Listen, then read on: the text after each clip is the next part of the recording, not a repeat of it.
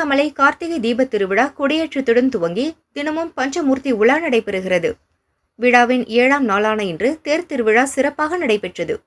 அரோகரா கோஷத்துடன் பக்தர்கள் பரவசத்துடன் பஞ்சமூர்த்திகள் தேரை இழுத்து வழிபட்டனர்.